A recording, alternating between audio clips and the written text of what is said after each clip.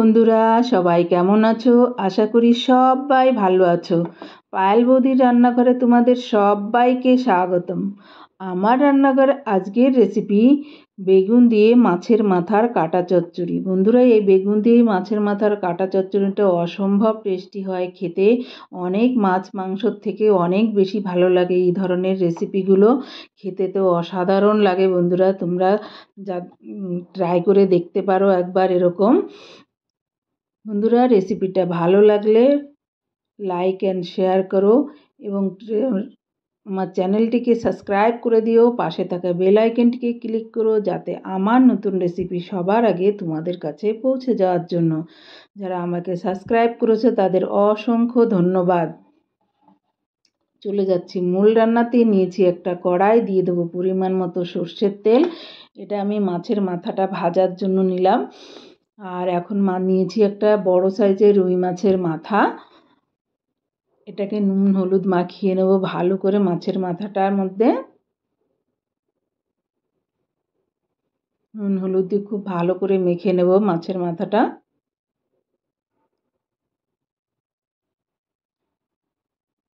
মাখানো হয়ে গেছে বন্ধুরা, এখন আমি দিয়ে দিচ্ছি নুন হলুদ মাখানো মাছের মাথাটা। এখন দিয়ে খুব সুন্দর করে লাল লাল করে একদম একটু কড়া করেই ভেজে নেব মাছের মাথাটা। একটু লাল লাল করে খুব সুন্দর করে ভেজে নেব মাছের মাথাটা। দেখো, এক পাশ হয়ে গেছে, আমি উল্টে দিলাম, আর অপর পিঠটাও উল্টে দিচ্ছি। এভাবে করে ভাজা সুন্দর করে লাল লাল ভাজা হয়ে গেছে আমার মাছের মাথাটা বন্ধুরা। আমি এখন মাথাটা তুলে নেব।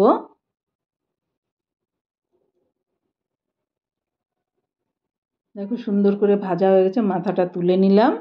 ওই তেলের মধ্যে আমি আর একটু তেল যোগ করব।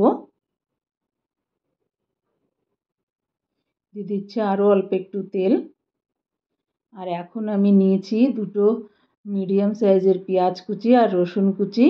আর নিয়েছি এখানে সবুজ কালারের লম্বা লম্বা বেগুনগুলো। তোমরা যে কোনো বেগুন দিয়ে করতে পারো, আমার কাছে অ্যাভেলেবেল এটা ছিল, এটা দিয়েই করলাম। দিয়ে দিলাম প্রথমে রসুন কুচি, আর রসুন কুচিটা বেশ খানিকটা দিলাম। আর অন্য কোনো মশলা ইউজ করব না, তাই রসুন পেঁয়াজ ছাড়া।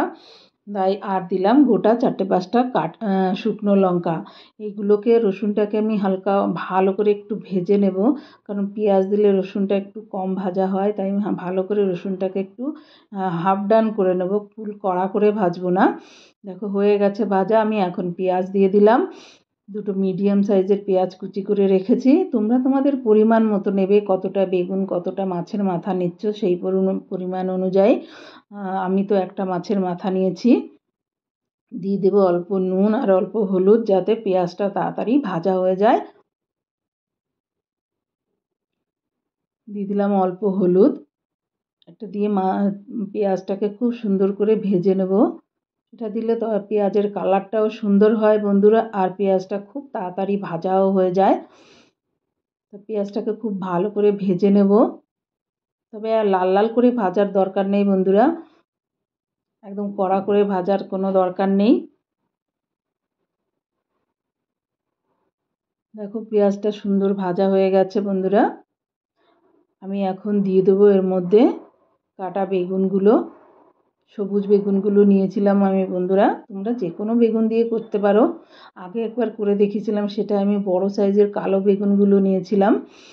আর এটা খেতে অসম্ভব টেস্টি হয় বন্ধুরা, গরম ভাতে আর কোনো কিছু চাই না এমন একটা কাটা চচ্চড়ি থাকলে।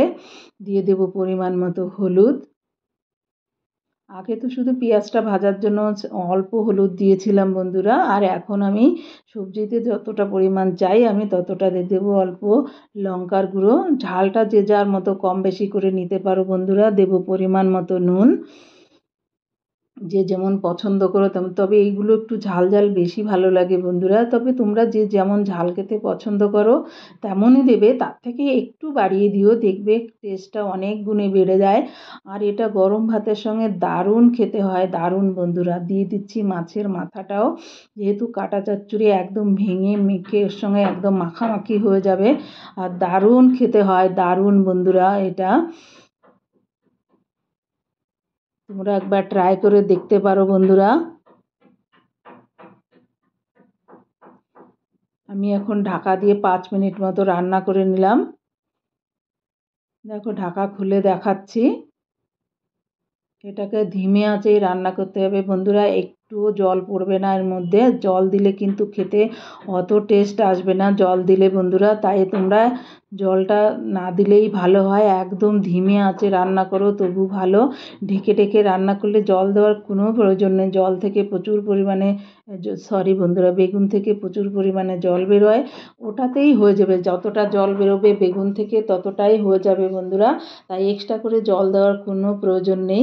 আর এভাবে ঢাকা দিয়ে দিয়ে রান্না করলে একদমই হয়। বেগুন তো সিদ্ধ হতে খুব বেশি টাইম লাগে না বন্ধুরা। দিয়ে দিলাম গোটা কাঁচা লঙ্কা, এটা আমি চিড়ে দিইনি, তোমরা চাইলে চিড়েও দিতে পারো। চিড়ে দিলে যদি বেশি ঝাল হয়ে যায় আমার ছেলেটা খেতে পারবে না, তাই আমি চিড়ে দিলাম না। যে যার প্রয়োজন মতো মেখে নেবে। আর কাঁচা লঙ্কার ফ্লেভারটাও থাকবে। আমি একদম এটাকে বেগুনগুলোকে ঘুটে মাছের মাথাগুলো একদম ভেঙে দেব, একদম মাখামাখি হয়ে যাবে। দারুণ খেতে হয়েছিল, দারুণ বন্ধুরা। আর গরম ভাতের সঙ্গে এটা দারুণ জমে যায় একদম খেতে। অন্য কোনো সাইড ডিশ না থাকলেও খেতে পারবে এটা। হ্যাঁ, অনেকে কাঁটার ভয়তে খেতে চাও না বন্ধুরা।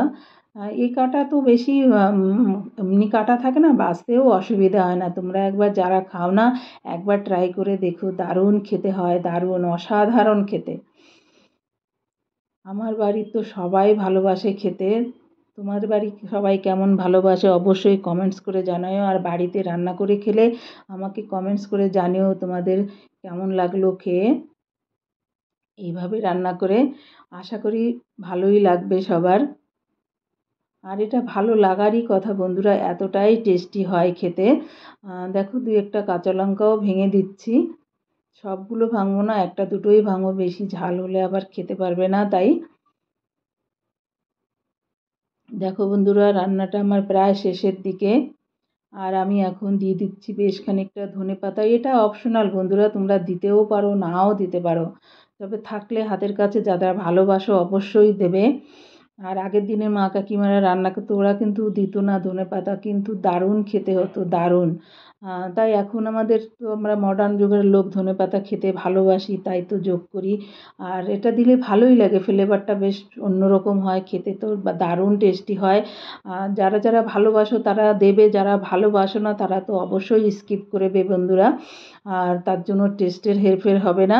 ধনেপাতার ফ্লেভারটা একটু ভালো আসে, খেতে ভালোই লাগে, আর টেস্টের তো অতই হয় না, হেরফের হয় না। আর ধনেপাতার ফ্লেভারটা যার ভালো লাগবে না সে দেবে না। রান্নাটা আমার কমপ্লিট হয়ে গেছে বন্ধুরা, আমি সার্ভ করে দেখাচ্ছি। দেখো কত সুন্দর দেখতে লাগছে, খেতেও ততটা ভালো হয়েছিল। মাছের মাথা দিয়ে বেগুনের কাটা চচ্চড়ি। থ্যাংক ইউ বন্ধুরা লাস্ট অব্দি ভিডিওটা দেখার জন্য।